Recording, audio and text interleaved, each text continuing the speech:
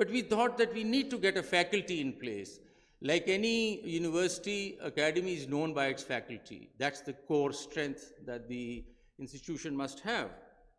So we reached out, headhunted, and picked out the best possible resource that we could lay our hands on in the country, and got judges from various tiers also. We have district judges, additional session judges, as well as civil judges who've come out here to teach, and we've picked them up from across the country, and we'll be one person from Balochistan will be joining us soon once we have vacancy. So we have a mix of faculty from all over the country, but one of the best 11 people that we have in the country is the faculty now. We have a faculty of 11.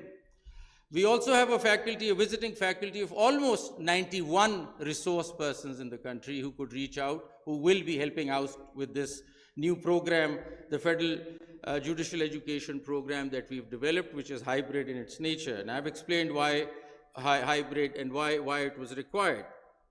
It also, throughout the year, will look at all the 4 tiers of the judiciary, starting from civil judge, senior civil judge, additional session judge, and district judge. All the 4 tiers will go through a program, and we plan to actually, how the program works is that the online GEAM program that you see will be, everybody can participate. And we'll see who's really interested in coming out and improving himself, who's interested in self-development. And if we come up with whatever percentage that we'll decide, we will take those people in for the face-to-face program. We don't want anybody coming to this face-to-face program where you have this wonderful resource teaching them who's not interested, and he's been sent because the Chief Justice of a particular province said, you go ahead and attend this course, and he's not interested. We want people who do well in the GEAM program and who are interested to come to the academy. There has to be that incentive, that desire to come out here. GEAM continues. GEAM will keep on going. People can improve. Maybe some who did not make it in the first round can keep on improving, but they'll have to prove that they want to come to the academy and do something about it, and then they will be brought onto a face-to-face program.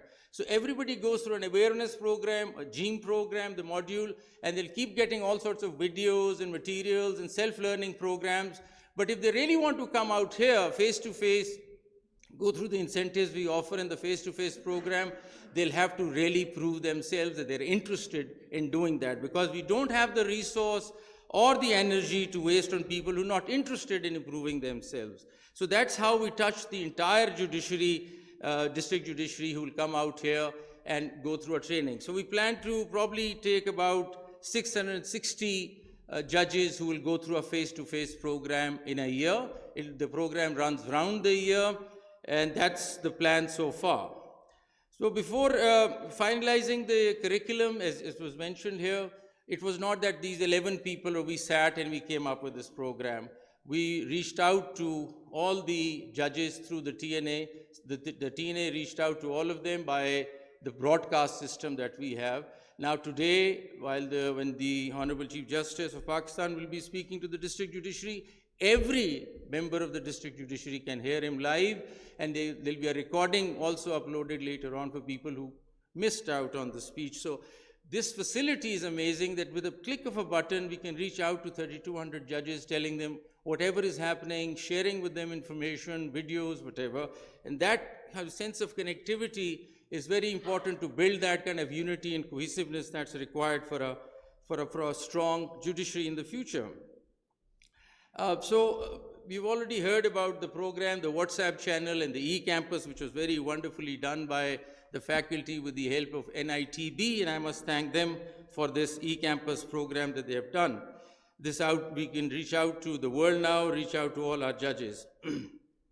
Now, the next thing that I want to say is that we've been also trying to open things up by collaborating with various universities in the world. So wherever I go, and I would be requesting the judges of the constitutional courts also, that wherever you go and you meet anybody at an international conference or at a university, please talk to them if they'll be interested to come lecture. And they can lecture through the internet. They don't have to be physically present in Pakistan. And that's how we build a big support of faculty international who could come and help us. So in some of my travels, I've reached out to New York University in Abu Dhabi, who's interested and will be working with me next week to see an online program for the judges.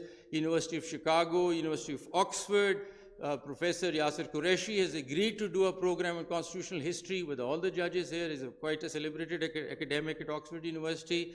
It's just a matter of reaching out to them and telling them to help. University of San Diego, we have a Turkish professor coming who's going to be lecturing here next week. We want to develop a technology chat GPT program with a university called the ETH Zurich in Switzerland, who will probably run a whole program for you all online on how to use technology in becoming better judges, in doing research.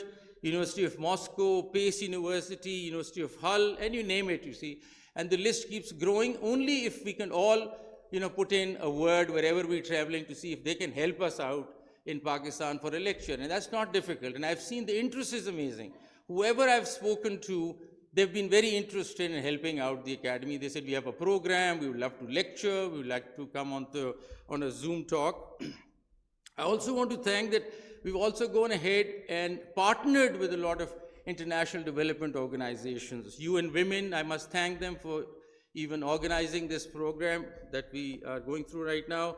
The US State Department, the International Narcotics and Law Enforcement Agency, the International Red Cross, and you name it, and it goes on. And we're trying to partner with all these people. They're providing us human resource, they're helping us out in developing our programs. There's a lot of strength there, there's a lot of wisdom that they carry. So that is another partnership that goes on the side.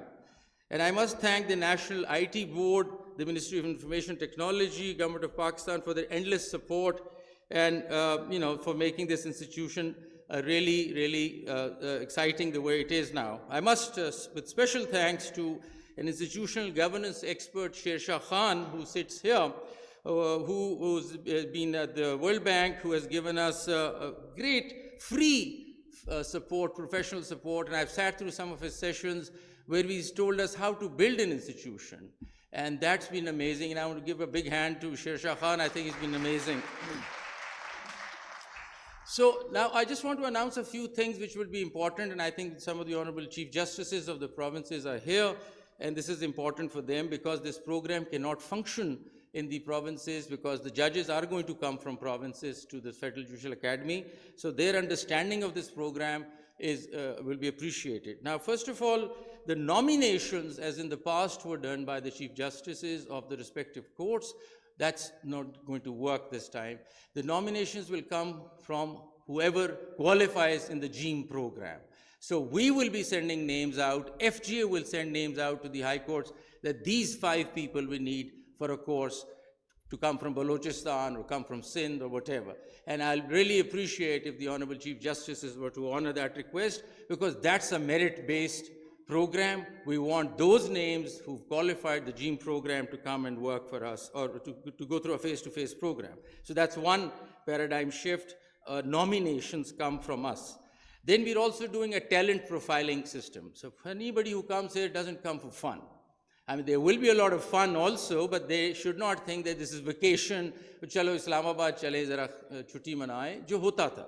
So that's not how it is. We want you to have fun, enjoy, but at the same time learn. So this time we're putting a scorecard. Everybody who goes through a program, there's a scorecard that's going to be recorded. That's called the talent profiling. Now the talent profiling, I want the high courts must also do that for their own judges so they should know how good their judges are or what they're doing, but we'll also share this performance measurement index with them. This scorecard goes a long way. This scorecard helps you in their promotions. This scorecard could be really helpful in elevations to the High Court. This could also be very helpful in picking up a registrar or an assignment that the Supreme Court or the High Court might have. So I think this scorecard, this talent profiling is important. We don't have that system. I can now press a button and find out who are the top people in the district judiciary who've done well in these courses, who performed well, and I have a cadre that can help move forward, and that's something that I would like you all to come into it. We are going to also be offering, a lot of donors are reaching out to us for scholarships for the district judiciary. that too we'll be nominating and requesting the Chief Justices that this particular person who stands on the top of the talent profiling test has been offered a scholarship by these donors.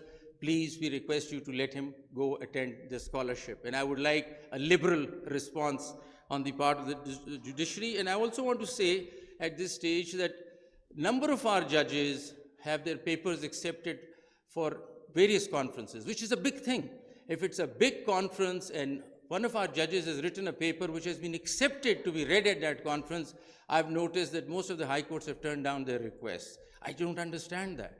If our session judge, our civil judge, his paper has been accepted in a recognized, reputable international conference, we must send him there. I mean, that will be, he'll be a flagship. I mean, it's something that he'll be promoting. He'll be our ambassador internationally. By not sending them there, I don't understand what objective we're achieving. We are really demoralizing the district judiciary. We should encourage people to go out. We must also encourage district judiciary members to go out for LLMs if they have been accepted, either on scholarship or otherwise, to reputable universities. Why should we say no to an LLM if our judge wants to go do an LLM? And that has been in some provinces an approach that I would really request those judges to reconsider. I think we need to bring in that energy. We need to bring in that desire that they must go out and learn in the world and come back as better people. I would also request, we've done that at the High Court in Lahore, that the law clerkship program should also consider civil judges or judges from the district judiciary to come out and work at the high courts. I've had a personally amazing experience with them at the Supreme Court, but that is also another forum where you can get to meet your district judiciary, meet the members of the district judiciary and help them, improve and get to another level. So a lot will depend now on what is the response of the judges of the Constitutional Court towards the district judiciary. So my, one-liner that if I want to say today is that we must communicate, we must reach out to them and give them a pat on the back. They can do wonders, I tell you, they can do wonders. In the end, I just want to thank the Honorable Chief Justice of Pakistan for his vision and desire to improve the quality of judicial education. I want to thank each and every member of the wonderful faculty that we've had here under the stewardship of the dynamic Director General for making this happen. This requires support and patronage from judges of the Constitutional Court, and I request every judge from the Constitutional Court to support this program, be a part of it. Thank you all for all your support. Thank you.